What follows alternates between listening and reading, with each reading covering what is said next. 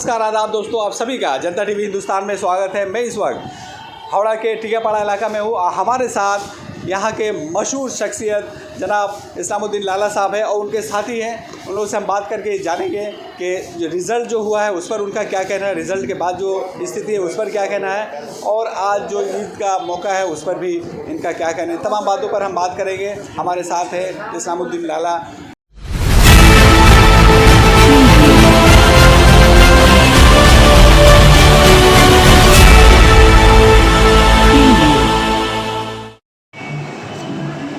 हमारे सामने इस वक्त हावड़ा डिस्ट्रिक्ट तृणमूल कांग्रेस के प्रेसिडेंट माइटी सेल के जनाब इस्लामुद्दीन लाला साहब मौजूद है और उनके कई साथी भी मौजूद है। हम यहाँ पर उनसे इलेक्शन जो हुआ उसके बारे में बात करेंगे और जो आज ईद हुई है उसके बारे में भी बात करेंगे और ममता बनर्जी ने जो अभी तक रोल निभाया है और आगे भी जो निभा रहे हैं इसके बारे में बात करेंगे और भी एक दो क्वेश्चन है उसके बारे में हम लेंगे।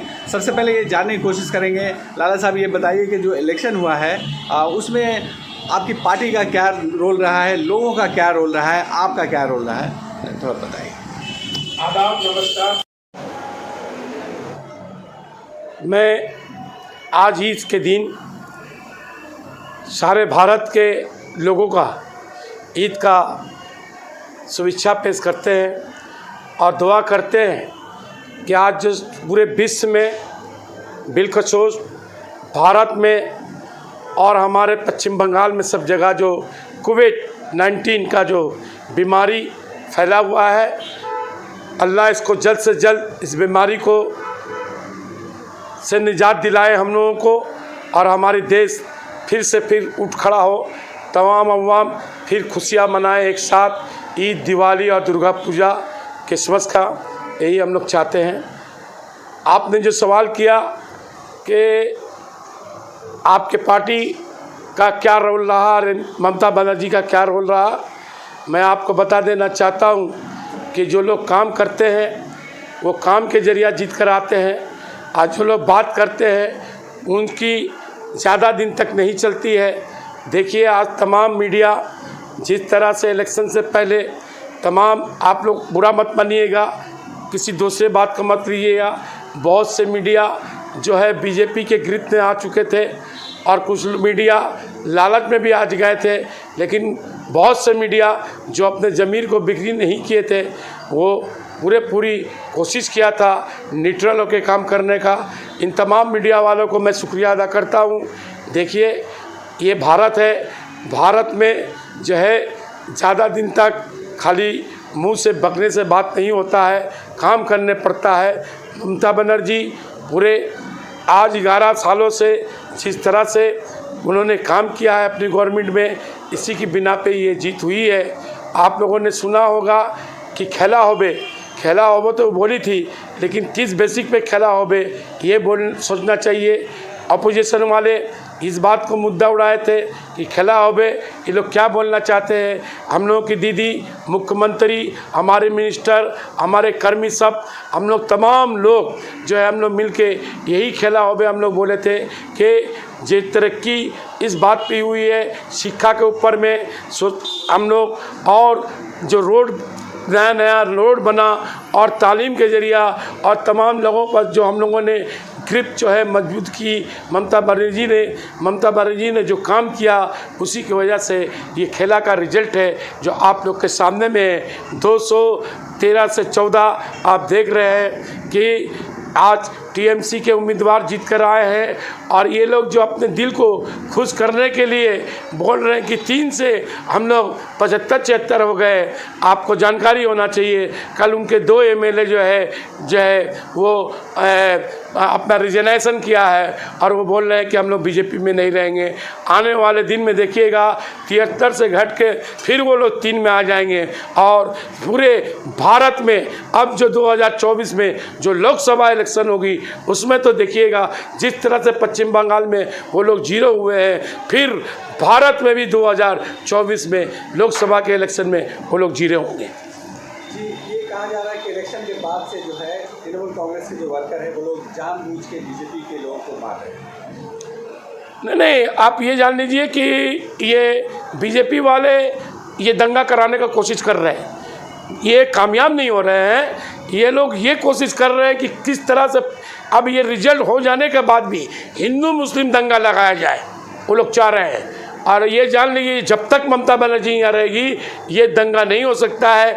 अभी अभी हुकूमत बनी है, आप देख लीजिएगा हुकूमत की कारकर्दगी और इनके मिनिस्टर एमएलए और इनके कार्यकर्ता जिस जिस जगह पर दंगा हो रही है, आप देख रहे हैं बीजेपी के लोगों को हमारे एमएलए और मिनिस्टर जो है और लोकल राजनीति लीडर हम लोग के टीएमसी के उन लोग जो भाग गए थे उनको घर में ढुका रहा है, ले आके आइए हम आपको घर में ले जाके शेल्टर देते हैं आपको रहने के लिए। यहाँ ये दावा उठ रहा है कि यहाँ पर जो है प्रेसिडेंट रोल लगाया जाए, ये दंगा या जो झमेला हो रहा है वो ममता बनर्जी संभाल नहीं पा रही। मैं आपको इस चैनल के जरिए चैलेंज करना चाहता हूँ कि अगर बाप का बेटा अगर बीजेपी में दिलीप घोष है और बीजेपी के तमाम लीडर सुन ले कान खोल के, अगर हिम्मत है तो आप यहाँ पर प्रेसिडेंट रोल करके दिखाओ, आपकी क्या दुर्गत बनेगी बीजेपी वाले, आप समझ लेना। इसकी जवाब अवाम देगी, इसकी जवाब 9 करोड़ जो यहाँ लोग रहते हैं वो लोग जवाब देंगे आपको।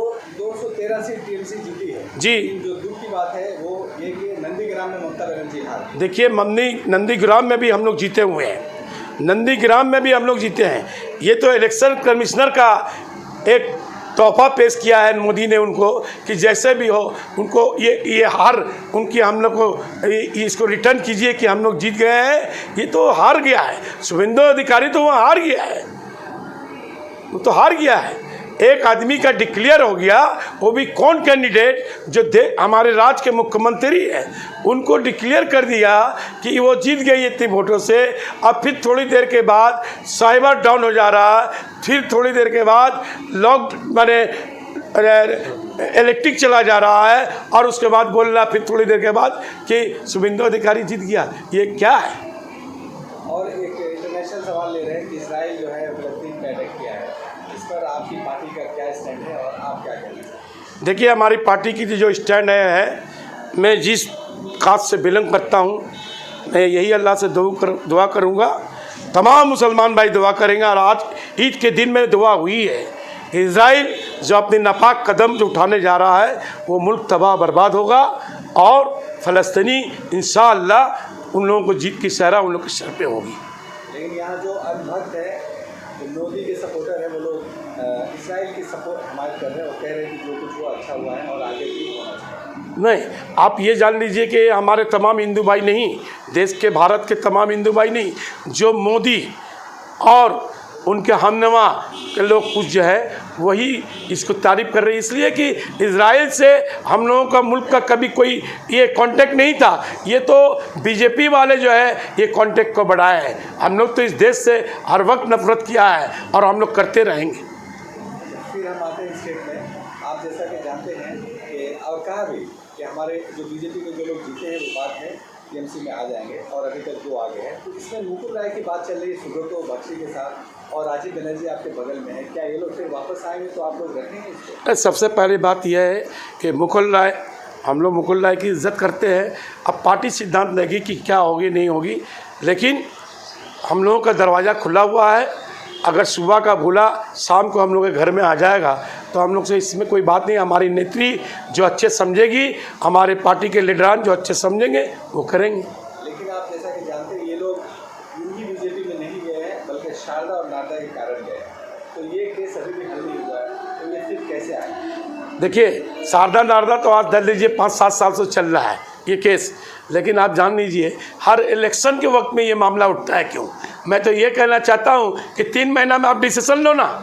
आप 3 महीना के अंदर सीबीआई और सीआईडी और जितना भी आपके इंटेलिजेंस है 3 महीना के अंदर आप सिद्धांत लीजिए। आप जब इलेक्शन आएगा तब आपको शारदा नारदा याद आएगा, उसके बाद आप फिर बढ़ जाएंगे। और जैसा कि आप जानते हैं ममता बनर्जी ने तमाम पार्टियों को लेटर लिखा था और बंगाल का जो चुनाव था उसकी काफ़ी अहमियत थी, सिर्फ बंगाल ही नहीं, हिंदुस्तान ही नहीं बल्कि पूरी दुनिया की नज़र थी। अब ये बताइए कि ममता बनर्जी जो है क्या 24 है वो प्रधानमंत्री के उम्मीदवार के तौर पर आप दिख रहे हैं कि लड़ेंगे? देखिए मैं प्रधानमंत्री के रूप में तो बात ये हम लोग तो पश्चिम बंगाल के लोग चाहेंगे कि हमारे पश्चिम बंगाल से भी कभी प्रधानमंत्री हो, जबकि देश का राष्ट्रपति भी हमारे पश्चिम बंगाल से हुआ, वन ऑफ द हुए थे। तो हम लोग चाहेंगे, ये हम लोगों की खुशनसीबी होगी, लेकिन वो हमारी नेत्री के ऊपर बात है। लेकिन एक बात जान लीजिए कि पूरे भारत में अब मोदी को हराने के लिए अगर कोई लीडर चाहिए तो ममता बनर्जी पैदा हो गई है, और ममता बनर्जी 2024 में इस एमपी इलेक्शन में उनका एक अहम रोल रहेगा। जबकि मैंने पूरे हम लोग के जितने भी अपोजिशन है, अगर मिल के हम लोग बैठ के अगर रखेंगे और सामने में ममता बनर्जी को लेकर हम लोग लड़ाई करेंगे सारे भारत में, तो मैं समझता हूँ कि इसकी रिजल्ट बहुत अच्छी होगी। मैं आज के दिन यही मैसेज देना चाहूँगा कि देखिए, अल्लाह से हम लोग दुआ किए हैं, नमाज़ पढ़े हैं। तमाम हिंदुस्तान के मुस्लिम भाई ने जो आज ईद में जो आज कहीं सोशल डिस्टेंस मेंटेन करते हुए या अपने घरों में हम लोगों ने जो नमाज अदा किया है, अल्लाह से यही दुआ किया है कि ये कोविड-19 जो है इस मुल्क से जल्द भागे, फिर से खुशियाँ हमारे तमाम भारत के लोग, हिंदू मुस्लिम सिख ईसाई, फिर से हर त्यौहार हम लोग अच्छा से मनाएं, यही हम लोग चाहते हैं, यही हम लोग दुआ करते हैं। और एक और मसला आखिरी है, वो ये कि आप हावड़ा में हैं और आपकी शोहरत से हावड़ा ही नहीं बल्कि पूरे बंगाल में एक हावड़ा का बड़ा मसला है, वो है पानी की निकासी का। और आप जैसा कि जानते हैं 10 साल से आपकी सरकार रही है, 5 साल और लोगों ने दिया है, तो उसको कैसे हल करें? देखिए, मैं आपको एक बात बताना चाहता हूँ, ये बहुत गंभीरता का बात है। 35 साल की जो हुकूमत थी, 35 साल दौरान में यहाँ के एक भगवान हुआ करता था स्वदेश चक्रवर्ती, जिनको उनके पार्टी के लोग भगवान कहते थे। बात ये है कि गंगा है बाएं की तरफ, मैं जिधर बैठा हूँ गंगा है बाएं तरफ, और वो दाएं तरफ से ले जाके जो है ड्रेन सॉइलेज निकाल रहे थे दाहिने तरफ से। अरे भाई, आपको बाएं तरफ से जाइए, गंगा नज़दीक में है। अगर आप ये काम किए रहते तो आज ये दिन देखने को नहीं आता। अब यही बात हम लोगों ने अपने पार्टी के लीडर, हमारे ज़िला के जो है सबसे शुभचिंतक अरूप राय को उन्होंने भी महसूस किया है। जो आज ईद में जितना भाई दल लीजिए बारिश लगी हुई थी, बारिश की पानी लगी हुई थी पूरे हावड़ा में, शिवपुर, पिलखाना, टिकियापाड़ा, घुसड़ी, जितने मुस्लिम आबादी में KMD से पंप वो मंगवाएँ। अब पंप मंगवा के तमाम 20 नंबर वार्ड के सलीम भाई ने वहाँ कोशिश किया, हम लोगों ने यहाँ 19 नंबर वार्ड से कोशिश किया, और शमीम अहमद बड़े ने भी वहाँ कोशिश किया, रुस्तम ने कोशिश किया, रियाज ने कोशिश किया। ये तमाम जगह पर हम लोग जो है TMC के वर्कर कल से, तमाम लोकल लीडर जो है कल से इस पानी लगाने के काम में हम लोग लगे हुए थे, जिसकी आज रिज़ल्ट है कि आज नमाज जो है बहुत बढ़िया से हुई और सब जगह से पानी निकल गई। पैगाम यही देना चाहता हूँ कि जो बतौलाबाज है, जो दगाबाजी करता है, उसके बात पे ना आए। पश्चिम बंगाल के रिजल्ट देखें और उसके बाद जो आज उत्तर प्रदेश और बिहार में लाश को जो बहाया जा रहा है उसको देखें। इतनी उन लोगों को शर्म नहीं है योगी जो यहाँ आके ममता बनर्जी को हर वक्त जो है बुरा भला और मुसलमानों को कह के गया। आज इस राज्य में गंगा यहाँ भी है, कोई लाश को बहाया नहीं जाता है बल्कि उसका ट्रीटमेंट होता है। उनको शर्म आना चाहिए। वो जो ड्रेस पहन के रहते हैं, मैं समझता हूँ वो ड्रेस उनको खोल देना चाहिए, गिरवा खोल देना चाहिए। गिरवा की एक इज्जत है, तुमने गिरवा की इज्जत रोक दिया पैरों से, तुमने इंसान की लाशों को गंगा में बहाया है। अल्लाह तुमको, भगवान इसका इंसाफ तुमको मिलेगा और ज़रूर मिलेगा। और जैसा कि जानते हैं कि सभी लोग जानते हैं कि लाशें ये लोग बहा दे रहे हैं, चीज़ों की दाम बढ़ रही हैं, इसके बावजूद लोग भाजपा के साथ कैसे जुड़े हुए? नहीं, देखिए, भाजपा के साथ लोग जो है देश के कोई प्रधानमंत्री, मुख्यमंत्री या कोई फाइनेंस मिनिस्टर आता है तो कुछ लोग देखने के लिए भी जाते हैं। आप तो देखिए पश्चिम बंगाल में लाखों के तादाद में मोदी जी की भीड़ होती थी मीटिंग में, तो क्या हुआ रिजल्ट आपने देखा है क्या? वो लोग देखने जाते हैं, लोग उनकी बात सुनने नहीं जाते हैं, देखने जाते हैं। और एक और आदमी नज़र नहीं आ रहा पैंडेमिक में, लास्ट ईयर भी वो नज़र नहीं आया था, इस बार भी पैंडेमिक, वो है अमित शाह। लास्ट बार जो कोविड हुआ था उसमें भी नज़र नहीं आए थे। और अभी भी इनका पता नहीं चल रहा है। दोनों प्रधानमंत्री का भी नहीं चल रहा है। आप लोगों ने कल परसों से सब कोई पूरा देश का हर मीडिया पूछ रहा है और लीडर अपोजिशन पूछ रहा है कि मोदी जी कहाँ हैं आप, और अमित शाह जी कहाँ हैं, कौन कूप में जाके आपने बैठ गया है। जो लोग आपका चेहरा नहीं देख पा रहे थे, आपने 18 बार पश्चिम बंगाल के विधायक इलेक्शन में आए थे और 45 बार अमित शाह आए थे।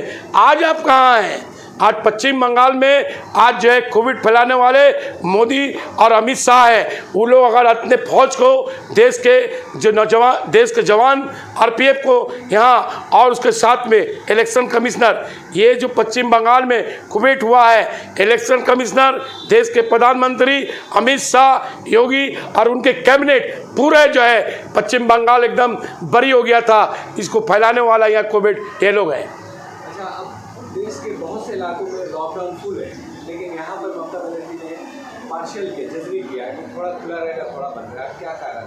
देखिए, ममता बनर्जी जानती है फुल लॉकडाउन होने से जो है गरीबों में बहुत बेचैनी आ जाएगी, बेचारे गरीब क्या खाएंगे। इसीलिए लॉकडाउन किया जा रहा है, ऐसा बात नहीं है। लॉकडाउन हो रहा है, सिस्टमेटिक हो रहा है कहीं कहीं, और लोग सोशल डिस्टेंस मेंटेन करते हुए सब चल रहे हैं। और लोगों से अपील करें कि बहुत से लोग अभी भी मास्क नहीं पहनते, भीड़ में जा रहे हैं। नहीं, हम लोग तो हर वक्त भी किए ये बात। भाइयों, इस मुल्क में अभी भी जो कोविड का जो दवा है आया नहीं है। जो देश के प्रधानमंत्री अपना नाम को कमाने के लिए दूसरे देशों को बेच दिया और आज अपने देश के लोगों के लिए मरने के लिए छोड़ दिया। मैं आप लोगों से यही गुजारिश करूंगा, आप लोग ये 5 रुपये की दाम है, 2 रुपये की दाम है, मास्क ज़रूर लगाएं, सोशल डिस्टेंस मेंटेन करें और जब भी घर में जाएं हाथ साबुन से धोएं। 2 रुपये वाले साबुन हो, हाथ साबुन से धोएं, तब अपने घर के लोगों से मिलें। यही बोलना चाहूँगा। आप देख रहे हैं हमारे दाएँ हमारे बाएँ हमारे टीएमसी के कार्यकर्ता है जो हावड़ा में ये लोग घूम घूम कर काम करते हैं और इस बार इलेक्शन में काम किए हैं। हावड़ा ने रिजल्ट दिया है पूरा 16 में 16 और बहुत से जिला ने रिजल्ट दिया है। तो ये बात हम लोग बोलना चाहते हैं कि इस बार जो हम लोग की हुकूमत आई है टीएमसी की, मैं यही बोलूँगा कि आबार 5 बच्चर परे आबार होबे, 5 बच्चर परे आबार होबे, की होबे आबार टीएमसी होबे, एक छड़ा क्यों होबे ना। ये हमारी दुआ है, हम लोगों की दुआ है और तमाम 33% मुस्लिम ममता बनर्जी के साथ है और हम लोग रहेंगे। चाहे यहाँ ओवैसी आ जाए, चाहे यहाँ अब्बास सिद्दीकी आ जाए, किसी की बात में हम लोग नहीं आएंगे। ममता बनर्जी जैसी बोलेंगी हम लोग उनके साथ रहेंगे। खेला होवे जो नारा था, कहीं ऐसा तो नहीं ये कहा जा रहा था कि ईवीएम में गड़बड़ी किया है बीजेपी, कहीं टीएमसी ने तो नहीं गड़बड़ी करके 213 हासिल किया? नहीं, टीएमसी नहीं, बीजेपी ने खेला कर मैंने मशीन को गड़बड़ करने का कोशिश किया था। अपने दलाल ओवैसी को भी लाया था, अब्बास सिद्दीकी दलाल को भी पेश किया था, लेकिन पब्लिक जो खेला होवे खेल के दिखा दिया। इलेक्शन कमिश्नर और मोदी जी और अमित जी ये लोग डर गए, नहीं तो ये लोग करते अपना हरकत, लेकिन पूरे अवाम में विरोध आ गया था। अगर मशीन में कुछ गड़बड़ होती तो पूरे लोग विरोध में उठ जाते। और बिहार जैसा हुआ था वैसा, जैसे बिहार हुआ था वैसे हुआ। लेकिन बंगाल के खास करके मैं मुस्लिम भाइयों को, हिंदू भाइयों को आज ईद के दिन में धन्यवाद करना चाहता हूँ। जिस तरह से आप लोगों ने टीएमसी की हुकूमत बनाई है, मैं समझता हूँ कि इसी तरह हर राज्य में तमाम जो लोग ये बात सोचे और ममता बनर्जी के बारे में सोचे कि पश्चिम बंगाल के लोगों ने क्या रिजल्ट दिया है। हम लोगों को 2024 में भी यही रिजल्ट पूरे भारत में हम लोगों को देना है।